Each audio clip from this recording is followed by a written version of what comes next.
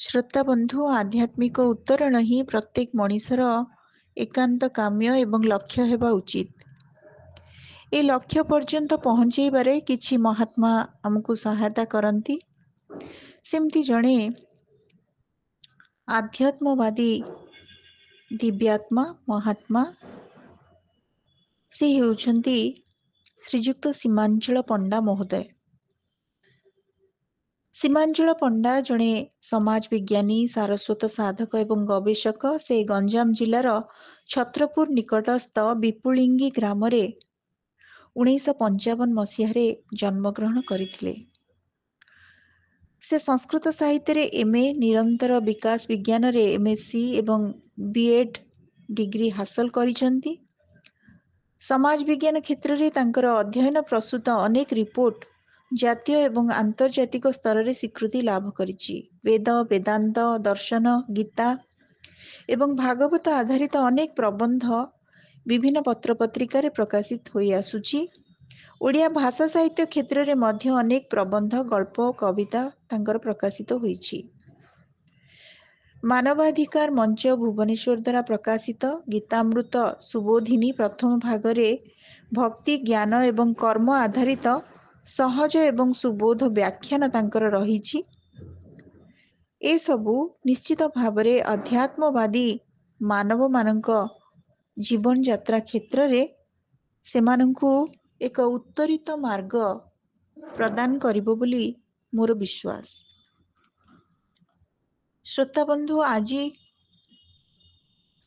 ସୀମାଞ୍ଚଳ ପଣ୍ଡାଙ୍କର ଭାଗବତ ରସାମୃତ ଅନ୍ତର୍ଭୁକ୍ତ ଏକ ସୁନ୍ଦର ଆଲେଖ୍ୟ ଆପଣମାନଙ୍କ ଉଦ୍ଦେଶ୍ୟରେ ମୁଁ ଉପସ୍ଥାପନ କରୁଛି, ଯାହାର ଶୀର୍ଷକ ହେଉଛି ଭାଗବତ ରହସ୍ୟ ମହାରାସ।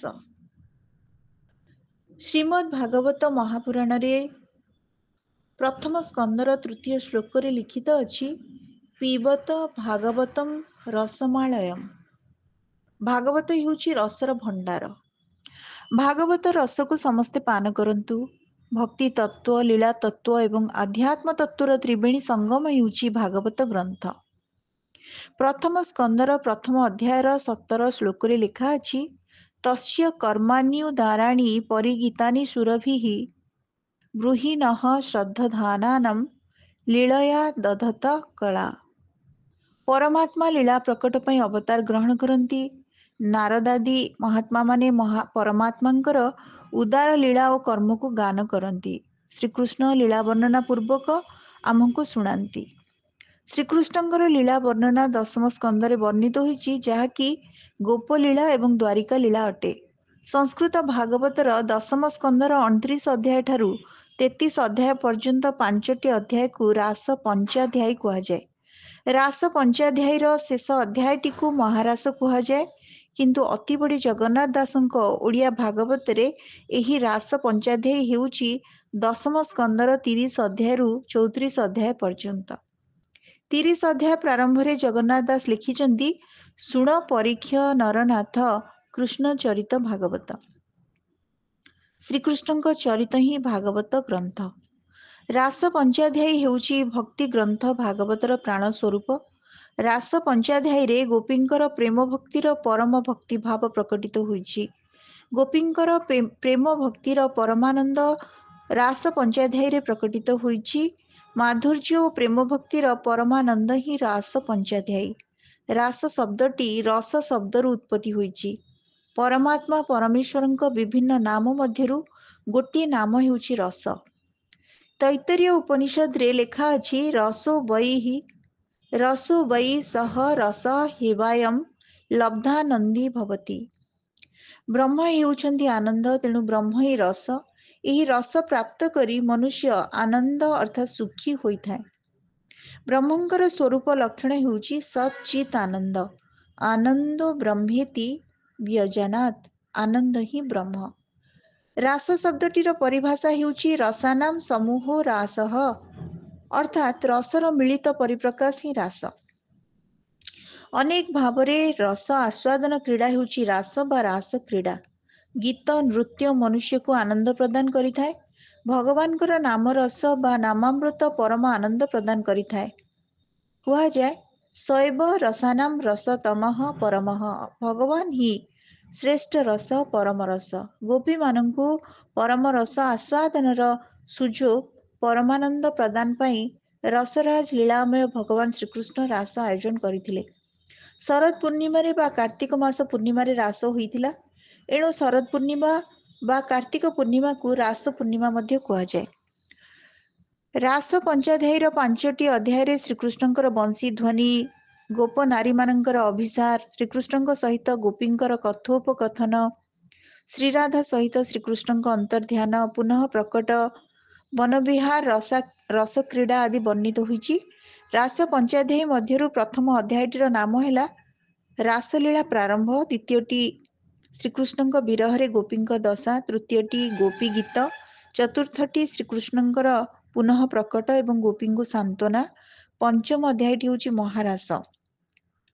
ମହାରାସ ବା ରାସ କ୍ରୀଡ଼ାର ଲୀଳା ଏବଂ ତତ୍ତ୍ୱ ହିଁ ଭାଗବତର ରହସ୍ୟ। କାରଣ ଭାଗବତ ଏକ ଭକ୍ତି ପ୍ରଧାନ ଗ୍ରନ୍ଥ ଏବଂ ପ୍ରେମ ଭକ୍ତି ହିଁ ଶ୍ରେଷ୍ଠ ଭକ୍ତି। ରସ ଆସ୍ୱାଦନ ପାଇଁ ରସର ସହାୟକ ଅଙ୍ଗ ଆବଶ୍ୟକ, ଯାହାର ଆଶ୍ରୟରେ ରସ ଉଦ୍ରେକ ହୋଇଥାଏ। ରସ ଉଦ୍ରେକର ସହାୟକ ଅଙ୍ଗ ହେଉଛି ବିଭାବ। ଆଲମ୍ବନ ବିଭାବ ହେଉଛି ରସ ଉଦ୍ରେକ ଅନୁକୂଳ ପରିବେଶ। ଏହି ଆଲମ୍ବନ ବିଭାବରେ ଋତୁର ଭୂମିକା ଗୁରୁତ୍ୱପୂର୍ଣ୍ଣ। ଶରତ ଋତୁ ହିଁ ଉପଯୁକ୍ତ ଋତୁ ରସ କ୍ରୀଡ଼ା ଏବଂ ରସ ଆସ୍ୱାଦନ ପାଇଁ ଉପଯୁକ୍ତ।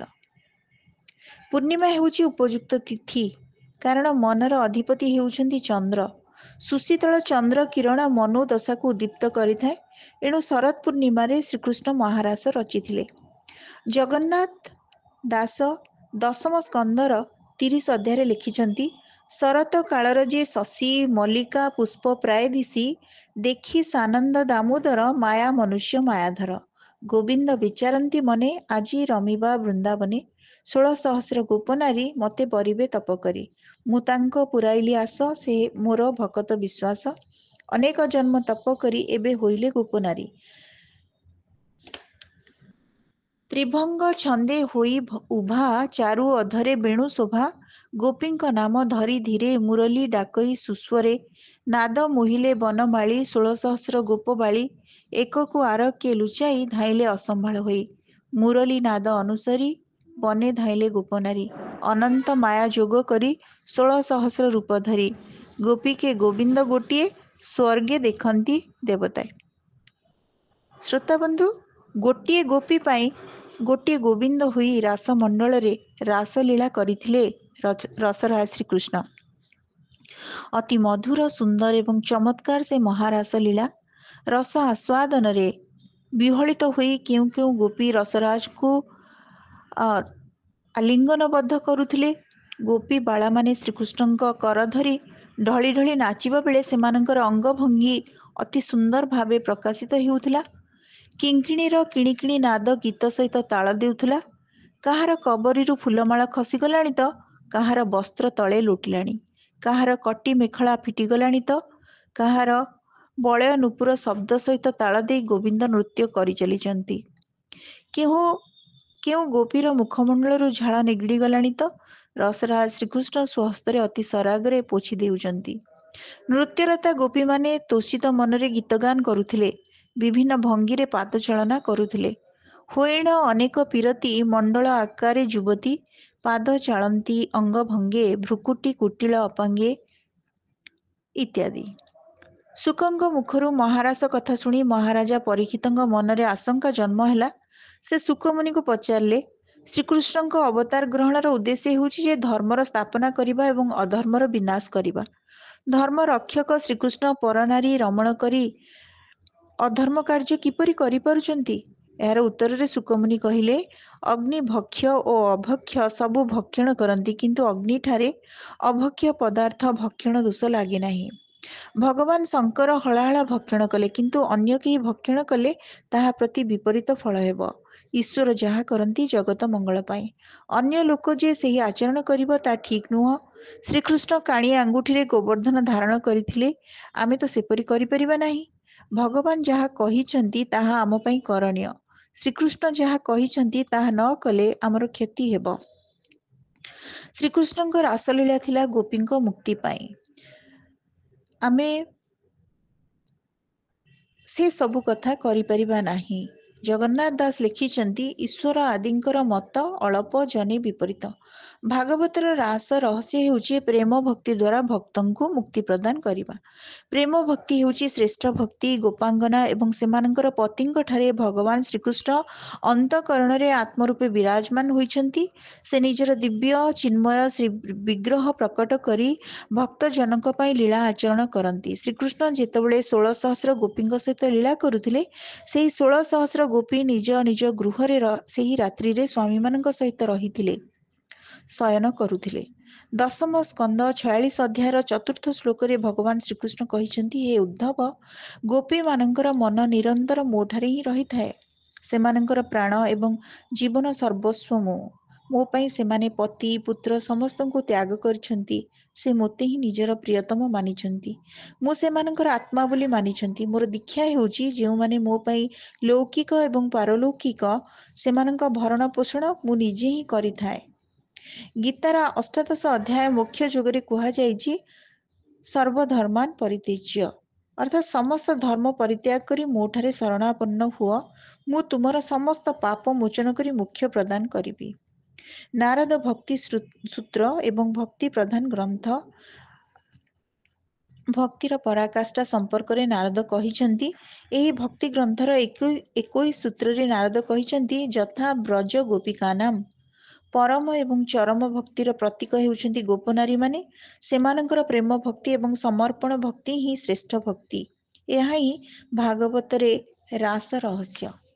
ଶ୍ରୋତା ବନ୍ଧୁ, ଆଜି ଆପଣମାନେ ଶୁଣୁଥିଲେ ଶ୍ରୀଯୁକ୍ତ ସୀମାଞ୍ଚଳ ପଣ୍ଡାଙ୍କ ଦ୍ୱାରା ଲିଖିତ ଭାଗବତ ରହସ୍ୟ ମହାରାସ। ଅଡିଓଟି କେମିତି ଲାଗିଲା? ଆପଣମାନଙ୍କର ମତାମତ ଅପେକ୍ଷାରେ ରହୁଛି। ଧନ୍ୟବାଦ।